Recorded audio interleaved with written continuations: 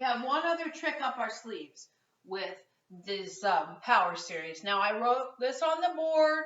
It's a big, long thing. We'll go through it. But basically, the gist of it is that you can differentiate and integrate term by term. Okay?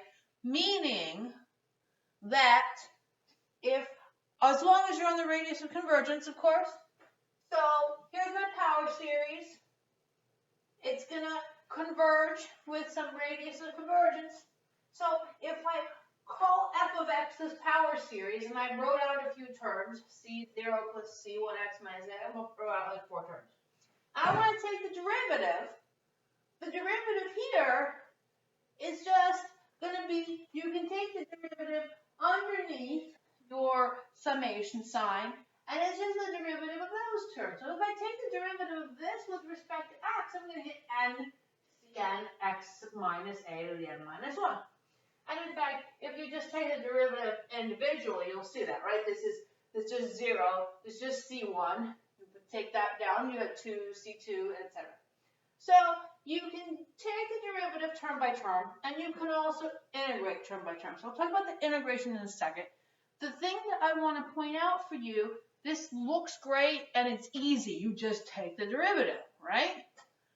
It's not, it's actually, there's a lot of,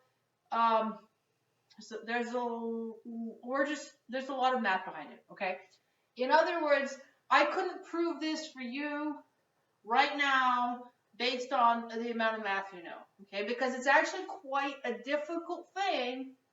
This guy is an infinite series. Of course, if it was a finite series, there's no problem, but it's an infinite series, so it's very delicate. This is actually very powerful, and in general, you can't necessarily take the derivative term by term of something that just has an infinite series that has some x's in it. So it's very special for power series that you can do this. So if you continue in taking math courses, and you're up and taking like 5,000 level analysis, I think like 5610, I think we talk about that a little bit more, you know, with some real meat to it. But there's a lot of meat behind this. This isn't just something that's easy to do.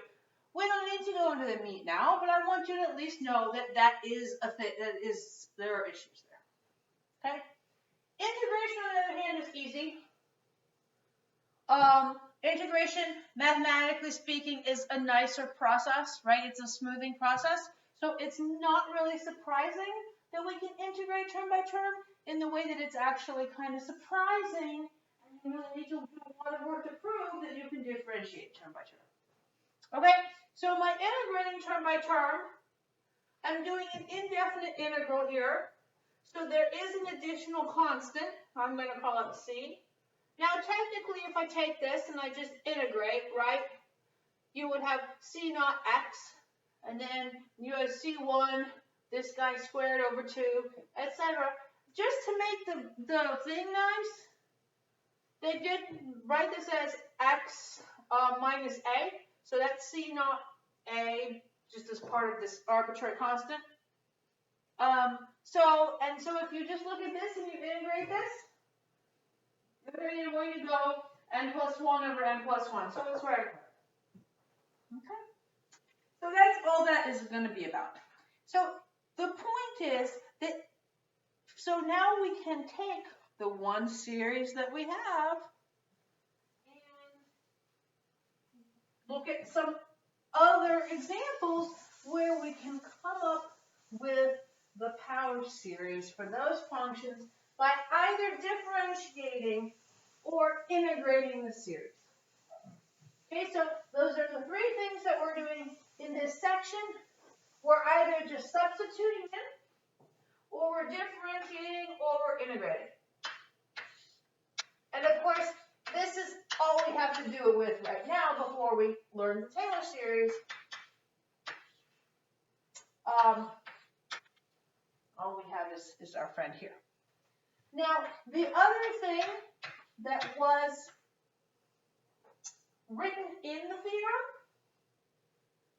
that I just erased, which I should have mentioned before I erased it, is that when you take the derivative or do the integral term by term, this doesn't change. It just stays the same.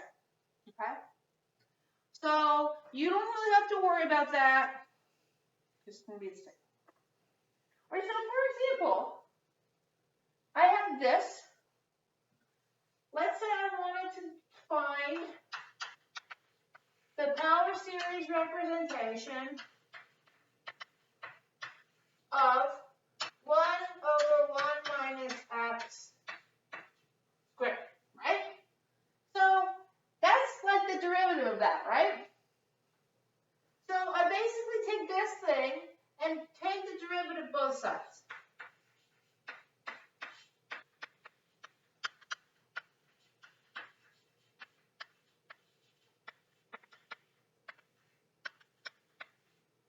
And I can, just by the theorem that I just said, I can swap this guy, I can swap the derivative and the sum. So I've got dx of x to the n. Okay? So now the derivative of this, right, this is 1 minus x to the minus 1, so it's going to be minus 1 over 1 minus x to the minus 2, right, or 1 minus, yeah, you know what I meant, to the 2. And then this is just going to be nx to the n minus 1. Now if I do have to switch it because I'm taking the derivative. So the very first term was 1 here, and so if I take the derivative, it's going to be 0.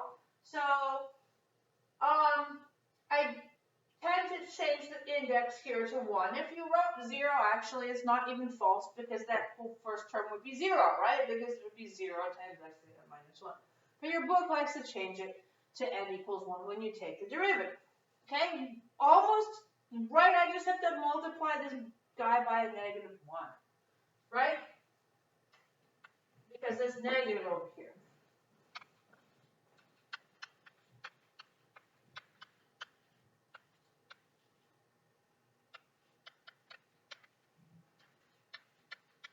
And again, the radius of convergence is going to be the same. Okay? So that's that. Then, what can I else do? That's an example where we took the derivative. Let me do one where we take the integral. So,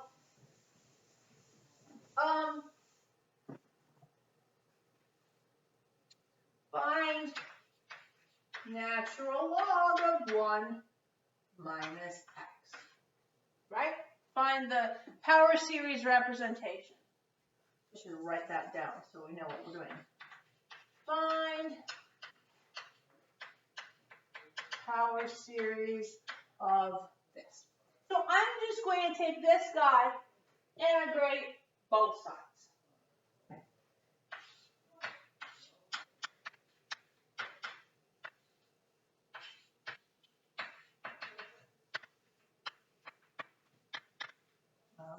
Maybe I should put a dx in, huh?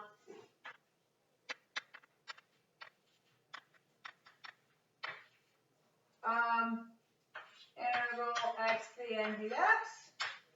Okay, so this guy is going to be ln of 1 minus x. And this guy is going to be c.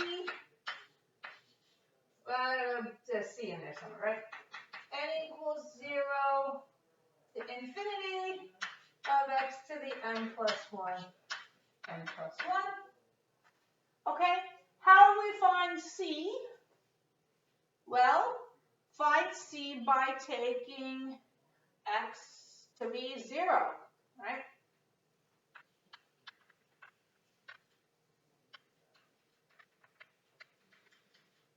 Okay, if I take x to be 0, all that stuff goes to 0, right? So this is going to be c, and this is ln 1, which is 0. So in this particular case, my constant is actually 0. So that gives me another series, like, of course, we write it up here, that I can now work with, right? So I know that ln of 1 minus x is now I just found that C was 0. So this is this bit here. X to the n plus 1 over n plus 1. Okay. So now that I know that, I can use it to make up some other series too. For example, like we did, if I want to do x times the natural log of 1 plus 2x squared. No, just what? Fine, whatever. Okay. And I forget to put my, okay, let me actually, yeah, sure, that's fine. Okay. So again, the x is going to stay outside for a minute. This is going to be 1 minus 2x squared. And I'm doing exactly the same thing as I did in my previous lecture when I was using this series, but now I'm using this series. No, I'm going to write it over here. I don't have quite enough space.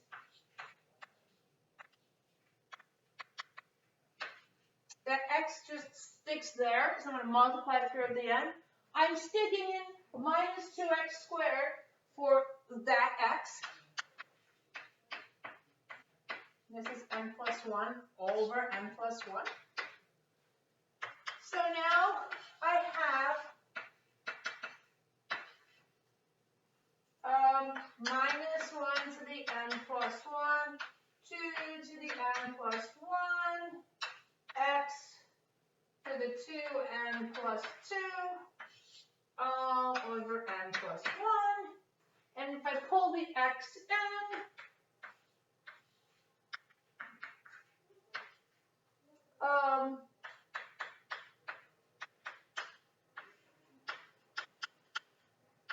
x to the 2n plus 3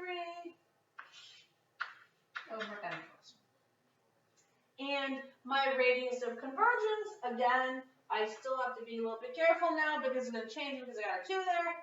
So I'm going to put that guy in here. I've got minus 2x squared be less than 1. And this, I think I could have used a 3, right, to make it a little bit different, but fine. Okay? So, we have this bit here. Okay? There is one other issue that might come up. It arose a little bit on the homework, and that is changing the index of summation. So I'm going to do that in a separate video. I'm going to tell you for my purposes, you don't ever have to change your index of summation. We just leave it as whatever it is because I think that's just fine. But I think sometimes the web assignment does want you to do that in some cases for whatever reason. So I'll do a separate video where I do some examples.